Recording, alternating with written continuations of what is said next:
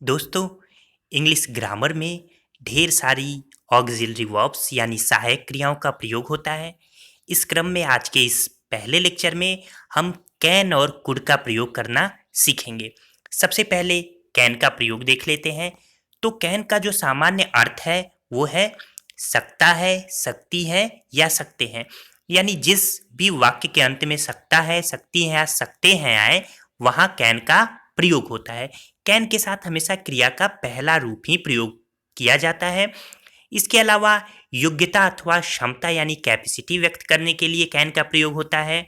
लेकिन अनुमति लेने देने या कोई संभावना व्यक्त करने के लिए भी कैन का प्रयोग किया जाता है।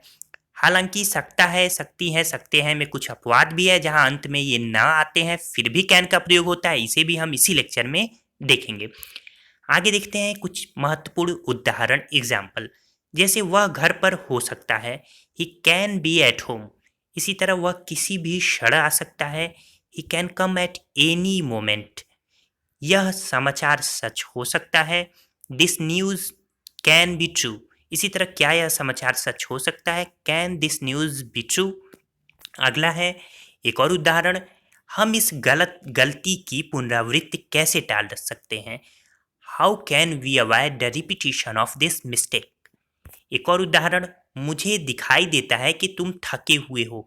यहाँ आप देख रहे हैं, यहाँ अंत में सकता है, सकते हैं नहीं है, पर ये जो भाव है ये सकता है, सकते हैं, सकती है से भी है।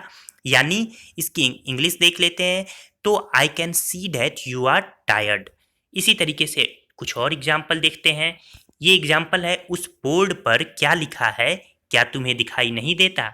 तो यहाँ पर इस वाक्य में सकता है नहीं है, फिर भी दिखाई देता है का अर्थ मैं देख सकता हूं, ये है। जैसे can you see what is written on that board. फिर इसी तरीके से मुझे सिर्फ शांत कमरे में ही नींद आती है, I can only sleep in a quiet room.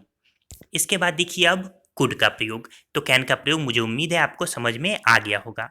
अब देखते हैं कुड का प्रयोग। तो कुड का प्रयोग ये भूतकाल की योग्यता को व्यक्त करने के लिए किया जाता है। कुड का एक सामान्य प्रयोग कैन जहां प्रयुक्त होता है वहां विनम्रता दिखाने के लिए कुड का प्रयोग हम कर सकते हैं। जैसे अगर आपको किसी को फोन आपने किया और कहना है क्या मैं रमेश से बात कर सकता हूं, तो आप कैसे कहेंगे सबसे better, could I talk to mister Ramesh. आप ऐसे भी कह सकते हैं can I talk to mister Ramesh please. लेकिन सबसे बेटर है आप कहें could I talk to mister Ramesh. चाहे तो प्लीज लगाएं, चाहे तो न लगाएं। हाँ, ये ऐसे ही देखते हैं। एक और एक उदाहरण देखते हैं कि जब मैं स्कूल में था तब मैं धारा प्रवाह अंग्रेजी बोल सकता था। तो याद रखिएगा कि कुड के साथ हमेशा क्रिया का पहला रूप ही फर्स्ट फॉर्म ही आता है। तो when I was at school I could speak English fluently. इसी तरह एक और एग्जाम्पल, युवावस्था में मैं 100 किलो से भी ज़्यादा वजन उठा सकता था। यहाँ देखिए ये युवावस्था फिक्स समय नहीं है, युवावस्था का ड्यूरेशन फिक्स नहीं है। अभी मैं इसके बारे में और समझाऊंगा, पहले इसे देख लेते हैं।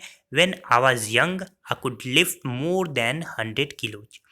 यहाँ देखिए 5 वर्ष की नियमित कसरत के बाद कल मैं 100 किलो वजन उठा सका। यहाँ ये 5 वर्ष फिक्स ड्यूरेशन है, फिक्स टाइम है, इसलिए यहाँ कुड का प्रयोग नहीं होगा, यहाँ वाज वर एबल टू का प्रयोग होगा।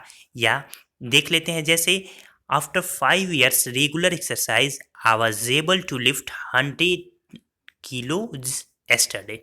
ठीक, यानी after 5 years regular exercise I was able to lift 100 kilos yesterday. ये है 5 वर्ष की नियमित कसरत के बाद कल मैं 100 किलो वजन उठा सका। अगला देख लेते हैं। हिंदी में जब हम कर नहीं सका, कर नहीं सकी या कर नहीं सके कहते हैं, तब इस सका, सकी या सके के लिए कुड का प्रयोग किया जाता है। जैसे हम समय पर स्कूल या हम समय पर नहीं पहुंच सके, we could not reach on time. ऐसे ही मैं नहीं कह नहीं सका, I could not say no. फिर वह मेरे सवाल का जवाब नहीं दे सका, he could not answer my question.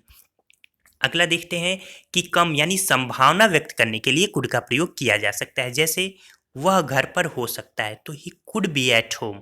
फिर कुछ भी हो सकता है, एनीथिंग कुड हैपन। अगला देखते हैं कैन के अधिक नम्र रूप। शुरू में ही मैंने बताया कि उदाहरण और देख लेते हैं। क्या तुम मुझे 100 रुपये उधार दे सकते हो? Could you lend me 100 rupees? इसी तरीके से क्या अब हम जा सकते हैं? Could we go now? फिर एक और उदाहरण, क्या मैं तुम्हारी किताबों का प्रयोग कर सकता हूँ? Could I use your books? तो अक्सर हम ये सब इस्तेमाल करते हैं ये सब वाक्य, इसलिए आप सही बोलना सीखिए। अगला है किसी को क्या करना चाहिए, यानी खास तौर पर गुस्से में, तो गुस्से से यह बताते समय कुड का प्रयोग किया जा सकता है। जैसे तुम थोड़ा प्रसन्न दिखने की कोशिश तो कर सकते हो, you could try to look a little happier. इसी तरीके से तुम महीने में एक बार तो नहा सकते हो, you could take a bath at least once in a month.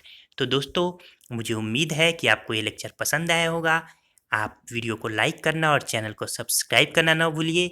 ऐसे ही छोटे छोटे वीडियोस लेकर आपके लिए मैं आता रहूँगा और आप पूरी अंग्रेजी सीख पाएंगे। धन्यवाद दोस्तों।